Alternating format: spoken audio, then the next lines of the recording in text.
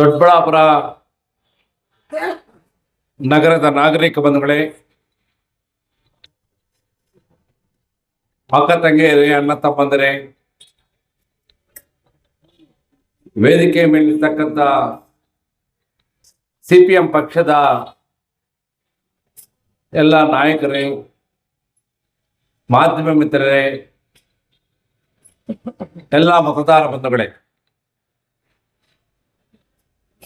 CPM ಪಕ್ಷದ ಚಿಕ್ಕಬಳ್ಳಾಪುರ ಲೋಕಸಭಾ ಕ್ಷೇತ್ರದ ಚುನಾವಣೆಯ ಭಾಗವಾಗಿ ಈ ಬಹಿರಂಗ ಸಭೆಯಲ್ಲಿ ನಡೀತಾ ಇದೆ. ಇದೇ ತಿಂಗಳ 26ನೇ ತಾರೀಕು ಚಿಕ್ಕಬಳ್ಳಾಪುರ ಲೋಕಸಭಾ ಕ್ಷೇತ್ರದ ಚುನಾವಣೆಯಲ್ಲಿ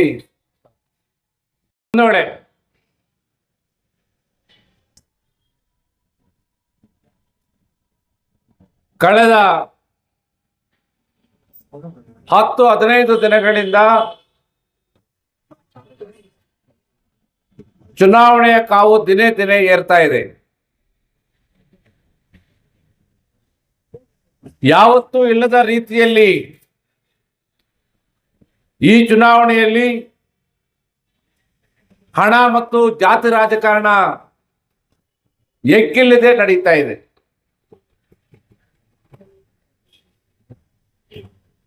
ಈ ಚುನಾವಣೆಯಲ್ಲಿ ಈ ಕ್ಷೇತ್ರದ ಜನರ ಜ್ವಲಂತ ಸಮಸ್ಯೆಗಳೇನು, ರೈತರ ಸಮಸ್ಯೆಗಳೇನು, ಕೃಷಿ ಕೂಲಿಕಾರರ ಸಮಸ್ಯೆಗಳೇನು, ಯುವಜನರ ಉದ್ಯೋಗದ ಪ್ರಶ್ನೆ ಏನು, ಮಹಿಳೆಯರ ರಕ್ಷಣೆಯ ಪ್ರಶ್ನೆ ಏನು, ಜನಸಾಮಾನ್ಯ ಸಣ್ಣ ವ್ಯಾಪಾರಸ್ಥರ ಬದುಕಿನ ಪ್ರಶ್ನೆ ಏನು ಅನ್ನೋದ್ರ ಬಗ್ಗೆ ಇದೇ ರೀತಿ ಸಭೆಗಳು, ಬಹಿರಂಗ ಸಭೆಗಳು ಮಾಡಿ ನಮಗೆ ಓಟು ಕೊಡಿ, ನಾವು ಬಂದ್ರೆ ಏನ್ ಮಾಡ್ತೀವಿ ಇದರ ಪರಿಹಾರಕ್ಕೋಸ್ಕರ ಅಂತೇಳಿ ಈ ಕ್ಷೇತ್ರದ ಉದ್ದಗಲಕ್ಕೂ ಮತದಾರರ ಮುಂದೆ ಆಯಾ ಪಕ್ಷದ ಪ್ರಣಾಳಿಕೆಯನ್ನು ಬಿಡುಗಡೆಗೊಳಿಸಿ ಮಾತಾಡಿ ಮತಯಾಚನೆ ಮಾಡ್ತಕ್ಕಂಥದ್ದು ಪ್ರಜಾಪ್ರಭುತ್ವದ ಲಕ್ಷಣ. ಆದ್ರೆ ಇವತ್ತು ನಡೀತಾ ಇರ್ತಕ್ಕಂಥದ್ದೇನು, ಚಿಕ್ಕಬಳ್ಳಾಪುರ ಲೋಕಸಭಾ ಕ್ಷೇತ್ರದ ವ್ಯಾಪ್ತಿಯಲ್ಲಿ ಇವತ್ತು ಬಲಿಷ್ಠ ಪಕ್ಷಗಳಾಗಿರ್ತಕ್ಕಂಥ ಬಿಜೆಪಿ ಮತ್ತು ಕಾಂಗ್ರೆಸ್ ಎಲ್ಲಾದ್ರೂ ಪ್ರಚಾರ ಆಂದೋಲನ ಕೂಡ ಮಾಡ್ಲಿಕ್ಕೆ ಅವ್ರು ತಯಾರಿಲ್ಲ. ಮೈಕ್ ಅನೌನ್ಸ್ಮೆಂಟ್ ಮಾಡೋದು ಕೂಡ ಸರಿಯಾಗಿ ಮಾಡ್ತಾ ಇಲ್ಲ, ವೋಟ್ ಕೇಳಕ್ ಕೂಡ ಹೋಗ್ತಾ ಇಲ್ಲ, ಕಾರ್ನರ್ ಮೀಟಿಂಗ್ ಮಾಡಕ್ಕೂ ತಯಾರಿಲ್ಲ. ಈಗ ಮಾಡ್ತಾ ಇರ್ತಕ್ಕಂಥದ್ದು ಏನಪ್ಪ, ಈ ಎರಡೂ ಬಲಿಷ್ಠ ಪಕ್ಷಗಳು ಅಂದ್ರೆ ಹಣ ಕೊಟ್ಟು ಅವರನ್ನು ಕರೆತಂದು ದೊಡ್ಡ ರೋಡ್ ಶೋಗಳು ಮಾಡಿ ನಮಗೆ ಓಟು ಕೊಡಿ, ನಮ್ಮ ಶಕ್ತಿ ಇಂತಿಷ್ಟಿದೆ, ನಮ್ಮ ಜಾತಿ ಇದು, ನಮ್ಮ ಇದು ಅಂತೇಳಿ ಇವತ್ತು ಜನರನ್ನು ಅವರ ಶಕ್ತಿ ಪ್ರದರ್ಶನ ಮೂಲಕ ಮತಯಾಚನೆಯನ್ನು ಮಾಡಲಿಕ್ಕೆ ಹೊರಟಿದ್ದಾರೆ. ಇದು ಪ್ರಜಾಪ್ರಭುತ್ವದ ದುರಾದೃಷ್ಟ. ಮತದಾರರು ಇವತ್ತು ಆಲೋಚನೆ ಮಾಡಬೇಕಾಗಿದೆ, ಯಾವ ರಾಜಕೀಯ ಪಕ್ಷದ ಅಭ್ಯರ್ಥಿ ಯಾವ ರೀತಿ ಇವತ್ತು ನಡ್ಕೊಳ್ತಾ ಇದೆ, ನಮ್ಮ ಸಮಸ್ಯೆಗಳೇನಿದೆ, ನಾವು ಯಾರಿಗೂ ಓಟು ಕೊಡಬೇಕು, ಹೇಗೆ ಇವತ್ತು ನಡೀತಾ ಇದೆ ಅಂತಕ್ಕಂಥದ್ರ ಬಗ್ಗೆ ಮತದಾರ ಬಂಧುಗಳು ಯೋಚನೆ ಮಾಡಿ ಆಲೋಚನೆ ಮಾಡಿ ಮತ ಹಾಕಬೇಕು ಅಂತ ನಾವು ಮನವಿ ಮಾಡ್ತೀವಿ. ಹೌದು, ಮತ ಹಾಕ್ತಕ್ಕಂಥದ್ದು ಅವ್ರ ಇಷ್ಟ, ಅವ್ರಿಗೆ ಯಾರು ಬೇಕಾದ್ರೂ ಮತ ಹಾಕ್ಬೋದು. ಮತ ಹಾಕ್ಬೇಕು ಅಂತಕ್ಕಂಥ ಸಂದರ್ಭದಲ್ಲಿ ಈ ದೇಶದ ಸಂವಿಧಾನವನ್ನೇ ಬದಲಾವಣೆ ಮಾಡ್ತೀವಿ ಅಂತೇಳಿ ಈ ದೇಶದಲ್ಲಿರ್ತಕ್ಕಂಥ ಅಲ್ಪಸಂಖ್ಯಾತರ ಮೇಲೆ ಅವ್ಯಾಹತವಾಗಿ ದಾಳಿಗಳು ಮಾಡ್ತಾ ಇರ್ತಕ್ಕಂಥ, ದಲಿತರ ಮೇಲೆ ಅವ್ಯಾಹತ ದಾಳಿಗಳು ನಡೀತಾ ಇರ್ತಕ್ಕಂಥ,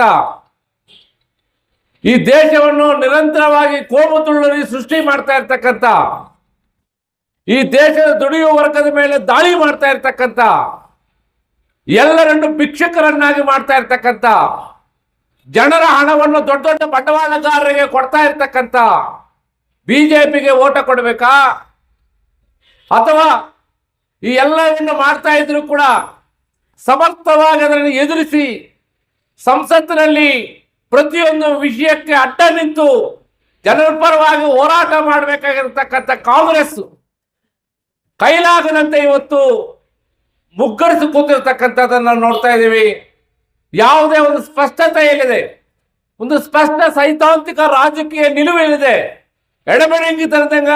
ತನವಾಗಿ ಇರ್ತಕ್ಕಂಥ ಕಾಂಗ್ರೆಸ್ಗೆ ಓಟ್ ಹಾಕ್ಬೇಕಾ, ಅಥವಾ ರೈತರ ಪರವಾಗಿ ರೈತರ ಭೂಮಿಯನ್ನು ಸ್ವಾಧೀನ ಮಾಡಿಕೊಂಡು ರೈತರನ್ನು ಒಕ್ಕಲೆಬ್ಬಿಸ್ತಾ ಇರತಕ್ಕಂಥ ಸರ್ಕಾರದ ನೀತಿಗಳ ವಿರುದ್ಧ, ಕಾರ್ಮಿಕರ ಹಕ್ಕುಗಳನ್ನು ದಮನ ಮಾಡ್ತಾ ಇರತಕ್ಕಂಥ ನೀತಿಗಳ ವಿರುದ್ಧ, ಯುವ ಜನರಿಗೆ ಉದ್ಯೋಗ ಕೊಡಬೇಕು ಅಂತೇಳಿ, ಮಹಿಳೆಯರಿಗೆ ರಕ್ಷಣೆ ಕಲ್ಪಿಸಬೇಕು ಅಂತೇಳಿ, ರೈತರು ಬೆಳೆದಿರ್ತಕ್ಕಂಥ ಬೆಳೆಗೆ ಲಾಭದಾಯಕ ಬೆಲೆ ಕೊಡ್ತಕ್ಕಂಥ ಕಾನೂನನ್ನು ಜಾರಿಗೆ ತರಬೇಕು ಅಂತೇಳಿ, ಕೂಲಿಕಾರರಿಗೆ ಉದ್ಯೋಗ ಖಾತ್ರಿ ಯೋಜನೆ 100 ದಿನ ಕೆಲಸ ಕೊಡಬೇಕು, 600 ರೂಪಾಯಿ ಕೂಲಿ ಕೊಡಬೇಕು ಅಂತೇಳಿ ನಿರಂತರವಾಗಿ ಜನರ ಸಮಸ್ಯೆಗಳ ಮೇಲೆ, ಜನರ ಬೆಲೆ ಏರಿಕೆಯ ಮೇಲೆ ಹೋರಾಟ ಮಾಡಿ ಜನರನ್ನು ಸಂಘಟನೆ ಮಾಡ್ತಾ ಇರ್ತಕ್ಕಂಥ ದುಡಿಯುವ ಜನರ ಪರವಾಗಿ ನಿರಂತರವಾಗಿ ಕೆಲಸ ಮಾಡ್ತಾ ಇರ್ತಕ್ಕಂಥ ಕೆಂಪಾವಟ್ಟದ ಪಕ್ಷ ಸಿಪಿಎಂ ಪಕ್ಷದ ಅಭ್ಯರ್ಥಿಗೆ ಓಟ್ ಹಾಕ್ಬೇಕಾ ಅಂತಕ್ಕಂಥದ್ದನ್ನು ದಯವಿಟ್ಟು ಮತದಾರರು ಯೋಚನೆ ಮಾಡಿ ಮತ ಚಲಾಯಿಸಬೇಕು ಅಂತ ಹೇಳಿ ಮನವಿ ಮಾಡ್ತೀನಿ ಬಂಧುಗಳೇ.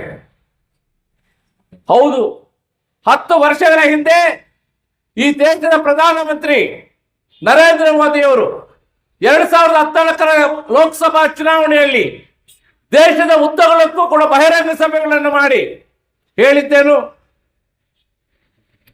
ಹಿಂದೆ ಇರತಕ್ಕಂಥ ಸರ್ಕಾರ ವ್ಯಾಪಕ ಭ್ರಷ್ಟಾಚಾರದಲ್ಲಿ ತೊಡಗಿದೆ, ಪೆಟ್ರೋಲ್ ಡೀಸೆಲ್ ಬೆಲೆ ಏರಿಕೆ ಆಗ್ತಾ ಇದೆ, ಜನಸಾಮಾನ್ಯರ ಬದುಕು ಕಷ್ಟ ಆಗಿದೆ, ಉದ್ಯೋಗ ಅವಕಾಶಗಳನ್ನು ಕಲ್ಪಿಸ್ತಾ ಇಲ್ಲ, ಒಮ್ಮೆ ನಮಗೆ ಬಿಜೆಪಿಗೆ ಅವಕಾಶ ಕೊಡಿ, ನಾವು ಒಳ್ಳೆಯ ದಿನಗಳನ್ನು ತರ್ತೇವೆ ಅಂತ ಹೇಳಿ ಪ್ರತಿಯೊಂದು ಕಡೆ ಭಾಷಣ ಮಾಡಿ ಲಕ್ಷಾಂತರ ಕೋಟಿ ಹಣ ಸುರಿದು ನೀವು ಅಧಿಕಾರಕ್ಕೆ ಬಂದ್ರಲ್ಲ ಸ್ವಾಮಿ. 10 ವರ್ಷದಲ್ಲಿ ಬಿಜೆಪಿ ಸರ್ಕಾರ ಮಾಡಿರ್ತಕ್ಕಂಥದ್ದೇನು ಪ್ರಮುಖ ವಿಷಯಗಳಾಗ್ರಿ ನಾವು ಇವತ್ತು ಗುರುತಿಸ್ಕೋಬೇಕಾಗಿದೆ. ಇವತ್ತು ಪೆಟ್ರೋಲ್ ಬೆಲೆ ಎಷ್ಟು? 2014ರಲ್ಲಿ 70 ರೂಪಾಯಿ 1 ಲೀಟರ್ ಪೆಟ್ರೋಲ್ ಇದ್ದಂತ ಪೆಟ್ರೋಲ್ ಇವತ್ತು 105 ರೂಪಾಯಿವರೆಗೂ ಹೋಯ್ತು. 50 ರೂಪಾಯಿ ಇದ್ದಂತ ಡೀಸೆಲ್ ಇವತ್ತು 83 ರೂಪಾಯಿ ದಾಟಿತು. ಅಡಿಗೆ ಅನಿಲ ಗ್ಯಾಸ್ 400 ರೂಪಾಯಿ ಇದ್ದಂತ ಸಿಲಿಂಡರು 1200 ಆಯ್ತು. ಅಕ್ಕಿ ರೇಟ್ ಜಾಸ್ತಿ ಆಯ್ತು, ಬೇಳೆ ರೇಟ್ ಜಾಸ್ತಿ ಆಯ್ತು, ಎಣ್ಣೆ ಕಾಳುಗಳ ರೇಟ್ ಜಾಸ್ತಿ ಆಯ್ತು. ಜನಸಾಮಾನ್ಯರು ಕೊಂಡ್ಕೊಳ್ತಕ್ಕಂಥ ಪ್ರತಿಯೊಂದು ವಸ್ತುವಿನ ಬೆಲೆ ಇವತ್ತು ಗಗನಕ್ಕೇರಿದೆ. ಕೊಂಡ್ಕೊಳ್ತಕ್ಕಂಥ ಶಕ್ತಿ ಇಳಿದೆ. ಇವತ್ತು ಬಡತನ ಅಂತಕ್ಕಂಥದ್ದು ದಿನೇ ದಿನೇ ದಿನೇ ದಿನೇ ಜಾಸ್ತಿ ಆಗ್ತಾ ಇದೆ ಬಂಧುಗಳೇ. ಜನರ ಹತ್ರ ದುಡ್ಡಿಲ್ಲ, ಜನರಿಗೆ ಇವತ್ತು ಕೆಲಸ ಇಲ್ಲ. ಇವತ್ತು ನಗರ ಪ್ರದೇಶಗಳು ಬಂದು ಕೆಲಸ ಮಾಡ್ಕೊಂಡಿರ್ತಕ್ಕಂಥ ಯುವ ಜನರಿಗೆ 10,000 12,000 ರೂಪಾಯಿಗೆ ದುಡಿತಕ್ಕಂಥ ಒಂದು ಪರಿಸ್ಥಿತಿ ನಿರ್ಮಾಣ ಆಗಿದೆ. ವ್ಯಾಪಕವಾದಂತಹ ನಿರುದ್ಯೋಗ ಸಮಸ್ಯೆ ನಿರ್ಮಾಣ ಆಗಿದೆ. ವರ್ಷಕ್ಕೆ 2 ಕೋಟಿ ಉದ್ಯೋಗ ಕೊಡ್ತೀನಿ ಅಂತ ಹೇಳಿತು ಬಿಜೆಪಿ. 10 ವರ್ಷದಲ್ಲಿ 20 ಕೋಟಿ ಉದ್ಯೋಗ ಕೊಡಬೇಕಾಗಿತ್ತು, ಕೊಡ್ಲಿಲ್ಲ. ಇವತ್ತು ಹೇಳ್ತಾ ಇದ್ದಾರೆ ನಿರುದ್ಯೋಗ ಸಮಸ್ಯೆ ಜಾಸ್ತಿ ಆಗಿದೆ ಅಂತ ಹೇಳಿದ್ರೆ, ಇವತ್ತು ನಿರುದ್ಯೋಗ ಸಮಸ್ಯೆ ಇಲ್ಲ, ಉದ್ಯೋಗ ಅವಕಾಶಗಳು ಜಾಸ್ತಿ ಕೊಟ್ಬಿಟ್ಟು ಜನರ ಆದಾಯ ಜಾಸ್ತಿ ಆಗಿದೆ ಅಂತ ತಪ್ಪು ಲೆಕ್ಕಾಚಾರಗಳನ್ನು ಇವತ್ತು ಜನರ ಮುಂದೆ ಇಡ್ತಾ ಇದೆ ಬಿಜೆಪಿ. ಬಂಧುಗಳೇ, ಇವತ್ತು ನಾವು ಆಲೋಚನೆ ಮಾಡಬೇಕಾಗಿದೆ. ರೈತರ ಭೂಮಿಯನ್ನು ಕಿತ್ಕೋಬಾರ್ದು, ರೈತ ಭೂ ಸ್ವಾಧೀನ ಕಾಯ್ದೆ ವಾಪಸ್ ಆಗಬೇಕು, ರೈತರಿಗೆ ನ್ಯಾಯ ಸಿಗಬೇಕು, ರೈತರು ಬೆಳೆದಿರ್ತಕ್ಕಂಥ ಬೆಳೆ ಕನಿಷ್ಠ ಬೆಂಬಲ ಬೆಲೆ ನಿಗದಿಗೊಳಿಸ್ತಕ್ಕಂಥ ಕಾನೂನು ರಚನೆ ಆಗಬೇಕು ಅಂತೇಳಿ ದೆಹಲಿಯಲ್ಲಿ ಲಕ್ಷಾಂತರ ರೈತರು ಹೋರಾಟ ಮಾಡಿ 700 ಜನರು ರೈತರು ಹುತಾತ್ಮರಾದಾಗ ನರೇಂದ್ರ ಮೋದಿ ಇವತ್ತಿಗೂ ಕೂಡ ಅದನ್ನು ಜಾರಿ ಮಾಡ್ಲಿಕ್ಕೆ ತಯಾರಿಲ್ಲ. ರೈತರ ಸಾಲ ಮನ್ನಾ ಮಾಡಿ ಅಂತ ಹೇಳಿದ್ರೆ 5 ಲಕ್ಷ ಕೋಟಿ ಕೊಡಬೇಕು, ಅದು ಸರ್ಕಾರ ದಿವಾಳಿ ಆಗ್ತಾ ಇದೆ ಅಂತ ಹೇಳ್ತಾರೆ. ಈ ದೇಶದ ಕಾರ್ಪೊರೇಟ್ ಸಂಸ್ಥೆಗಳಿಗೆ 17 ಲಕ್ಷ ಕೋಟಿಯನ್ನು ಇವತ್ತು ಅವರು ಕೊಟ್ಟಿದ್ದಾರೆ, ಅವರ ಸಾಲ ಮನ್ನಾ ಮಾಡಿದ್ದಾರೆ. ಅದಕ್ಕೆ ಮಾತ್ರ ದುಡ್ಡಿಲ್ಲಿಂದ ಬಂತು. ಬಂಧುಗಳೇ, GST ಮೂಲಕ ಟ್ಯಾಕ್ಸ್ಗಳ ಮೂಲಕ ಇವತ್ತು ನಮ್ಮ ಹಣ ಏನಿದೆ, ನಮ್ಮ ಹಣ ಇವತ್ತು ಕಾರ್ಪೊರೇಟ್ ಕಂಪನಿಗಳಿಗೆ ಕೊಡ್ತಾ ಇದ್ದಾರೆ ನರೇಂದ್ರ ಮೋದಿ. ನಮ್ಮನ್ನು ದಿವಾಳಿ ಮಾಡ್ತಾ ಇದ್ದಾರೆ.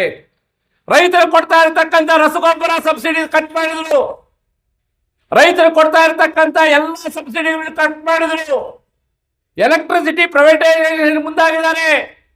ಕನಿಷ್ಠ ನಾವು ಕುಡಿತಕ್ಕಂಥ ನೀರಿಗೂ ಕೂಡ ಇವತ್ತು ಸ್ಕೀಮ್ ಬಂದು ನೆಲ ಜಲ ಮಿಷನ್ ಅಂತೇಳಿ ಇವತ್ತು ನೀರನ್ನು ಪ್ರೈವೇಟೀಕರಣ ಮಾಡಿ ಕೊಟ್ಟಿದ್ದಾರೆ ನರೇಂದ್ರ ಮೋದಿ. ಈ ಬಗ್ಗೆ ಪಾರ್ಲಿಮೆಂಟ್ನಲ್ಲಿ ದುಡಿಯುವ ಜನರ ಪರವಾಗಿ, ಬಡವ ಜನರ ಪರವಾಗಿ, ರೈತರ ಪರವಾಗಿ, ಕೂಲಿಕಾರರ ಪರವಾಗಿ, ಬೀದಿ ಬದಿ ವ್ಯಾಪಾರಸ್ಥರ ಪರವಾಗಿ ಚರ್ಚೆ ಮಾಡ್ತಕ್ಕಂಥ ಪಾರ್ಲಿಮೆಂಟ್ ಸದಸ್ಯರು ಇವತ್ತು ಜಾಸ್ತಿ ಇಲ್ಲ. 1, 2, 3, 4 ಬೆರಳಿಗೆ ಎಷ್ಟಿದ್ದಾರೆ? ಯಾರು ಇವತ್ತು ಸಂಸತ್ನಲ್ಲಿ ಇವತ್ತು ಎಂಪಿಗಳಾಗ್ತಾ ಇದ್ದಾರೆ? ಯಾವ ವ್ಯಕ್ತಿ ರೈತರನ್ನು ಕೊಳ್ಳೆ ಹೊಡೆದು, ಕಾರ್ಮಿಕರನ್ನು ಕೊಳ್ಳೆ ಹಿಡಿದು, ಜನಸಾಮಾನ್ಯರನ್ನು ಮೋಸ ಮಾಡಿ, ರಿಯಲ್ ಎಸ್ಟೇಟ್ ನಲ್ಲೂ ಸಾರಾಯಿನಲ್ಲೂ ಯಾವ್ಯಾವ್ದ್ರಲ್ಲಿ ಲೂಟಿ ಮಾಡಿರ್ತಕ್ಕ ಕೋಟ್ಯಾಧಿಪತಿ ಆಗಿದ್ದಾನೋ ಅವ್ರು ಇವತ್ತು ಎಂಪಿಗಳಾಗಿ ಹೋಗ್ತಾ ಇದ್ದಾರೆ. ಅವ್ರು ಇವತ್ತು ದೊಡ್ಡ ನಾಯಕರಾಗಿ ಕಾಣಿಸ್ತಾ ಇದ್ದಾರೆ. ಯಾರು ಜನರ ಪರವಾಗಿ ಕೆಲಸ ಮಾಡ್ತಾ ಇದ್ದಾರೋ, ಯಾರು ಜನಪರವಾಗಿ ಹೋರಾಟ ಮಾಡ್ತಾ ಇದ್ದಾರೋ, ಯಾರು ಜನಪರವಾಗಿ ನಿಂತ್ಕೊಂಡು ಬೀದಿಯಲ್ಲಿ ಹೋರಾಟ ಮಾಡ್ತಾ ಇದ್ದಾರೋ ಅವ್ರು ಇವತ್ತು ನಗಣ್ಯ ಆಗ್ತಾ ಇದ್ದಾರೆ. ಆಲೋಚನೆ ಮಾಡ್ಬೇಕು ಬಂಧುಗಳೇ. ಸೊ ಹಾಗಾಗಿ ಇವತ್ತು ಒಂದು ಕಡೆ ಬೆಲೆ ಏರಿಕೆ ಆಗ್ತಾ ಇದೆ, ಮತ್ತೊಂದು ಕಡೆ ನಿರುದ್ಯೋಗ ಜಾಸ್ತಿ ಆಗ್ತಾ ಇದೆ. ಇವತ್ತಿನ ನಮ್ಮ ಚಿಕ್ಕಬಳ್ಳಾಪುರ ಲೋಕಸಭಾ ಕ್ಷೇತ್ರದ ಸಂಸತ್ ಸದಸ್ಯರ ಪರಿಸ್ಥಿತಿ ಏನು? ವೀರಪ್ಪ ಮೊಯ್ಲಿ ಮಾಜಿ ಮುಖ್ಯಮಂತ್ರಿ ನಮ್ಮ ಚಿಕ್ಕಬಳ್ಳಾಪುರ ಕ್ಷೇತ್ರದಲ್ಲಿ ಬಂದು ಸ್ಪರ್ಧೆ ಮಾಡಿ ಗೆದ್ರೆ ನಮ್ಗೇನೇನೋ ಲಾಭ ಆಗುತ್ತೆ ಅಂತ ಊಹಿಸಿದ್ರು. ಅವರನ್ನು ಕೂಡ 2 ಬಾರಿ ಸಂಸತ್ ಕಳಿಸಿದ್ರು. ಮಿನಿಸ್ಟ್ರು ಆದ್ರು ಸೆಂಟ್ರಲ್ಲಿ. ಏನ್ ನಮ್ಮ ಕ್ಷೇತ್ರದಲ್ಲಿ ಬದಲಾವಣೆ ಆಗಿದ್ದು? ಎತ್ತಿನ ಹೊಳೆ ಯೋಜನೆ ತರ್ತೀನಿ ಅಂತ ಹೇಳಿದ್ರು, ನೀರಾವರಿ ವ್ಯವಸ್ಥೆ ಕಲ್ಪಿಸ್ತೀನಿ ಅಂತ ಹೇಳಿದ್ರು. ನರೇಂದ್ರ ಮೋದಿ ಕೂಡ ಅದನ್ನೇ ಹೇಳಿದ್ರು. ಇವತ್ತು ಏನಾದ್ರೂ ಆಯ್ತಾ ಸಾಕಾರ? ಸಾವಿರಾರು ಕೋಟಿ ರೂಪಾಯಿ ಅನುದಾನ ಕೊಟ್ಟು ಇವತ್ತು ಇದುವರೆಗೂ ಕಾಮಗಾರಿ ಪೂರ್ತಿ ಆಗಲಿಲ್ಲ.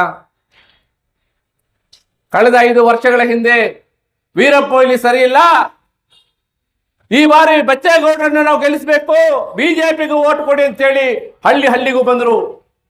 ಜನ ಕೂಡ ಹೋಗಿ ಕರೆಕ್ಟ್ ಅಂದ್ಕೊಂಡ್ರು. ಬಚ್ಚೇಗೌಡರನ್ನು 2 ಲಕ್ಷ ಮೆಜಾರಿಟಿಯಲ್ಲಿ ಗೆಲ್ಲಿಸಿದ್ರು. ಮೊನ್ನೆ ನ್ಯೂಸ್ ಪೇಪರ್ ಅಲ್ಲಿ ಯಾರಾದ್ರೂ ಪ್ರಜ್ಞಾವಂತರು ನೋಡಿದ್ರೆ ಗೊತ್ತಾಗುತ್ತೆ, ತಲೆ ತಗ್ಗಿಸ್ಕೋಬೇಕು. ಯಾವ ಜನರು ಮತ ಹಾಕಿ ಗೆಲ್ಲಿಸಿರ್ತಕ್ಕಂಥ ಒಬ್ಬ MP ಅವರ ಕಾಲಾವಧಿ 5 ವರ್ಷಗಳಲ್ಲಿ ಸಂಸತ್ತಿನಲ್ಲಿ ಬಾಯಿನೇ ಬಿಚ್ಚದೆ, ಸಂಸತ್ತಿನಲ್ಲಿ ಹಾಜರಾತಿ ಕೂಡ ಇಲ್ಲದೆ, ಸಂಪೂರ್ಣವಾಗಿ ಅವರು ಹೋಗದೆ ಇರ್ತಕ್ಕಂಥ ಸಂಸತ್ ಸದಸ್ಯರ ಪಟ್ಟಿ ಇತ್ತು. ಆ ಪಟ್ಟಿಯಲ್ಲಿ ನಮ್ಮ ಶಾಸಕರು ಕೂಡ, ನಮ್ಮ ಸಂಸತ್ ಸದಸ್ಯರು ಕೂಡ ಸೇರ್ಕೊಂಡಿದ್ದಾರೆ. ಇದು ಬಿಜೆಪಿಯ ಚರಿತ್ರೆ. ಇವತ್ತು ನಾವು ಪ್ರಶ್ನೆ ಮಾಡ್ತಾ ಇದೀವಿ, ಕೋವಿಡ್ ಬಂತು, ಕೋವಿಡ್ ನಲ್ಲಿ ಜನ ನರಳಿದ್ರು, ಸತ್ರು. ಆ ಉತ್ತರ ಕೋವಿಡ್ ನಂತರ ಯಾರ ಹತ್ರ ಹಣ ಇಲ್ಲ, ಸಮಸ್ಯೆಗಳು ಜಾಸ್ತಿ ಇದೆ, ಶಾಶ್ವತ ನೀರಾವರಿ ಇಲ್ಲ, ಉದ್ಯೋಗಾವಕಾಶಗಳಿಲ್ಲ, ಕಂಪನಿಗಳು ಮುಚ್ಚಾಗ್ತಾ ಇದ್ದಾರೆ, ಜನರ ಸಮಸ್ಯೆಗಳು ಜಾಸ್ತಿ ಆಗಿದೆ. ಈ ಬಗ್ಗೆ ಒಂದೇ ಒಂದು ದಿವಸ ಪಾರ್ಲಿಮೆಂಟ್ ನಲ್ಲಿ ಚರ್ಚೆ ಮಾಡ್ಲಿಕ್ಕೆ ಹೋಗ್ಲಿಲ್ಲ. ಅಂತ ಪಾರ್ಟಿ ಮತ್ತೆ ಬರ್ತಾ ಇದೆ. ನಾವು ಬಿಜೆಪಿ ಇನ್ನೊಮ್ಮೆ ನಮಗೆ ಮತ ಕೊಡಿ, 400 ಸೀಟ್ ಕೊಡಿ, ನಾವು ಏನೇನು ಮಾಡ್ಬಿಡ್ತೀವಿ ಅಂತ ಜನರಿಗೆ ಮತ್ತೆ ಮರಳು ಮಾಡಕ್ ಬರ್ತಾ ಇದ್ದಾರೆ. ಆಲೋಚನೆ ಮಾಡಿ ಮತದಾರ ಬಂಧುಗಳೇ, ಇಂಥವ್ರು ಓಟ್ ಕೊಡ್ಬೇಕಾ ಅಂತಕ್ಕಂಥದ್ದನ್ನು ನೀವು ಆಲೋಚನೆ ಮಾಡಿ. ಎರಡನೇದಾಗಿ ಇವತ್ತು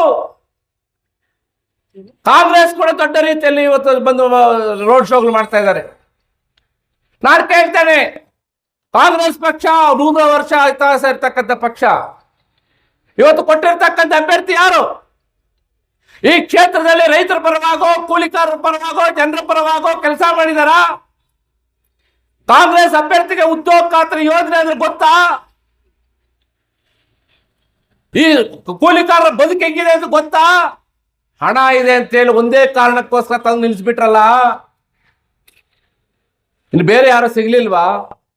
ಒಂದು ಜವಾಬ್ದಾರಿ ಇಲ್ಲದೆ ಇವತ್ತು ಬೇರೆ ಜವಾಬ್ದಾರಿ ನಡ್ಕೊಳ್ತಾ ಇರ್ತಕ್ಕಂಥ ಕಾಂಗ್ರೆಸ್ ಪಕ್ಷ, ಒಂದು ಸ್ಪಷ್ಟತೆ, ಗುರಿ, ಸೈದ್ಧಾಂತಿಕ ಇಲ್ಲದೆ ಇರ್ತಕ್ಕಂಥ ಕಾಂಗ್ರೆಸ್ ಪಕ್ಷ, ಇಂಥದನ್ನು ನಾವು ಬೆಂಬಲಿಸಬೇಕಾ ಅಂತಕ್ಕಂಥದ್ದನ್ನು ಕೂಡ ಆಲೋಚನೆ ಮಾಡಬೇಕು ಬಂಧುಗಳೇ. CPM ಪಕ್ಷದ ಬಗ್ಗೆ ನಿಮ್ಗೆಲ್ಲರಿಗೂ ಗೊತ್ತಿರಬೇಕು. ಬೆಂಗಳೂರು ಗ್ರಾಮಾಂತರ ಜಿಲ್ಲೆ, ಚಿಕ್ಕಬಳ್ಳಾಪುರ ಜಿಲ್ಲೆ, ಕೋಲಾರ ಜಿಲ್ಲೆಯ ರೈತರು, ಜನಸಾಮಾನ್ಯರಿಗೆ ಕುಡಿಯಲಿಕ್ಕೆ ನೀರಿಲ್ಲ, ರೈತರಿಗೆ ಕೃಷಿಗೆ ನೀರಿಲ್ಲ ಅಂತ ಹೇಳಿ 2003ರಲ್ಲಿ ಶಾಶ್ವತ ನೀರಾವರಿ ಕಲ್ಪಿಸಬೇಕು, ಪರಮಶಿವ ವರದಿ ಜಾರಿ ಮಾಡಬೇಕು ಅಂತ ಹೇಳಿ ಕಾಮ್ರೇಡ್ ಶ್ರೀರಾಮರೆಡ್ಡಿ CPM ನಾಯಕರಾದಂತ ಶ್ರೀರಾಮರೆಡ್ಡಿನವರ ನಾಯಕತ್ವದಲ್ಲಿ ಶಾಶ್ವತ ನೀರಾವರಿ ಹೋರಾಟ ಸಮಿತಿ ನಿರ್ಮಾಣ ಮಾಡಿ ಇಡೀ ನಮ್ಮ ಈ 3 ಜಿಲ್ಲೆಗಳ ಜನರನ್ನು ಜಾಗೃತಿಗೊಳಿಸಿ ಚಳುವಳಿಯನ್ನು ಪ್ರಾರಂಭ ಮಾಡಿದ್ದು ಸಿಪಿಎಂ ಪಾರ್ಟಿ ಅಲ್ವಾ? ಆ ನೀರಾವರಿಗಾಗಿ ಎಲ್ಲ ರೈತರನ್ನು, ಜನಸಾಮಾನ್ಯರನ್ನು ಒಂದು ಮಾಡಿ ಹೋರಾಟಕ್ಕೆ ಇಳಿಸಿದ್ದು ಸಿಪಿಎಂ ಪಾರ್ಟಿ ಅಲ್ವಾ? ಆ ಹೋರಾಟಕ್ಕೆ ಭಯ ಬಿದ್ದು ನಾವು ಎತ್ತಿನ ಹೊಳೆ ತರ್ತೀವಿ ಅಂತೇಳಿ ಘೋಷಣೆ ಮಾಡಿದ್ದು ಬಿಜೆಪಿ ಸರ್ಕಾರ, ಕಾಂಗ್ರೆಸ್ ಸರ್ಕಾರಗಳಲ್ವಾ? ಆದ್ರೆ ಈಗ ನಮ್ಗೆ ಕೊಡ್ತಾ ಇರ್ತಕ್ಕಂಥ ನೀರು ಯಾವುದು? ಬಾಗೇಪಲ್ಲಿ ಹತ್ತಿರಕ್ಕೆ ಬಂದಿದೆ ಕೃಷ್ಣಾ ನದಿ ನೀರು. ಅಯ್ಯ, ಕೃಷ್ಣಾ ನದಿಯಲ್ಲಿ ನಮಗೂ ಭಾಗ ಇದೆ, ನಮಗೂ ನೀರು ಕೊಡಿ ಅಂತ ಕೇಳ್ತಾ ಇದೀವಿ. ಅದಕ್ಕೆ ಉತ್ತರ ಸರ್ಕಾರದಿಂದಿಲ್ಲ. ಈಗ ಅವ್ರು ಹೇಳ್ತಾ ಇರೋದೇನಂದ್ರೆ, ಈಗ ನೀರು ಕೊಡಬೇಕು, ಕೆರೆಗಳು ತುಂಬಿಸ್ಬೇಕು, ಬೆಂಗಳೂರು ಮಹಾನಗರದಲ್ಲಿ ಚೆನ್ನಾಗಿ ತಿಂದು ಬಿಟ್ಟಿರ್ತಕ್ಕಂಥ ಕೊಚ್ಚೆ ನೀರಿದೆಯಲ್ಲ, ಕೊಚ್ಚೆ ನೀರನ್ನು ಶುದ್ಧೀಕರಣ ಮಾಡಿ ನಿಮ್ ಕೆರೆಗಳು ಬಿಡ್ತೀವಿ ಅಂತ ಬಿಡ್ತಾ ಇದ್ದಾರೆ. ಬಂಧುಗಳೇ, ಅರ್ಥ ಮಾಡ್ಕೊಳ್ಳಿ. ಆ ನೀರಿನ ಇವತ್ತೇನಾಗಿದೆ, ನಮ್ಮ ಕೆರೆಗಳು ವಿಷಪೂರಿತ ಆಗಿವೆ. ಪಕ್ಷಿಗಳಲ್ಲಿ ನೀರು ಕುಡಿಯಂಗಿಲ್ಲ, ಪ್ರಾಣಿಗಳು ನೀರು ಕುಡಿಯಂಗಿಲ್ಲ. ಆ ನೀರಿನಿಂದ ಕೃಷಿ ಮಾಡಿ ಬೆಳೆದಿರ್ತಕ್ಕಂಥ ತರಕಾರಿ ತಿನ್ನಕ್ಕಾಗಲ್ಲ, ವಿಷಪೂರಿತ ಇದೆ. ಅದನ್ನು 3ನೇ ಹಂತದ ಶುದ್ಧೀಕರಣ ಮಾಡಿ ಅಂತ ಹೇಳಿ ರೈತರು ಹೋರಾಟ ಮಾಡ್ತಾ ಇದ್ರು ಕೂಡ ಸರ್ಕಾರಗಳು ತಲೆ ಕೆಡಿಸ್ಕೊಳ್ತಾ ಇಲ್ಲ. ಇಂತಹ ಬೇಜವಾಬ್ದಾರಿ ಕಾಂಗ್ರೆಸ್ ಮತ್ತು ಬಿಜೆಪಿಗೆ ನಾವು ವೋಟ್ ಹಾಕ್ಬೇಕಾ? ಈ ವಿಷಯಗಳ ಮೇಲೆ ಅವ್ರು ಯಾವತ್ತಾದ್ರೂ ಬಂದು ಇವತ್ತು ಮಾತಾಡಕ್ಕೆ ತಯಾರಿದಾರಾ? ಇಲ್ಲ ಬಂಧುಗಳೇ. ಇವತ್ತು ಸಿದ್ದರಾಮಯ್ಯ ಅವರು ಹೇಳ್ತಾ ಇದ್ದಾರೆ, ನಾನು 5 ಕೆಜಿ ಅಕ್ಕಿ ಕೊಡ್ತಾ ಇದ್ದೀನಿ, ಇನ್ನ 5 ಕೆಜಿ ಕೊಡ್ಬೇಕು ಅಂತಿದ್ವಿ, ನರೇಂದ್ರ ಮೋದಿ ಕೊಳ್ಳಿಲ್ಲ, ಹಾಗಾಗಿ ನಾವು ಹಣ ಕೊಡ್ತಾ ಇದ್ದೀನಿ ಅಂತ ಹೇಳಿ ಎಲ್ರಿಗೂ ಹೇಳ್ತಾ ಇದ್ದಾರೆ.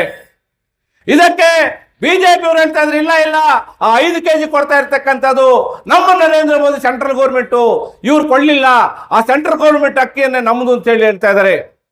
ಬಡವರ ಹಸಿವಿನ ಬಗ್ಗೆ, ಬಡವರ ಬಡತನದ ಬಗ್ಗೆ ಇಷ್ಟು ಲೇವಡಿಯಾಗಿ ಮಾತಾಡೋದ ನೀವು? ವಾಸ್ತವ ಏನಿದೆ ಇದರಲ್ಲಿ?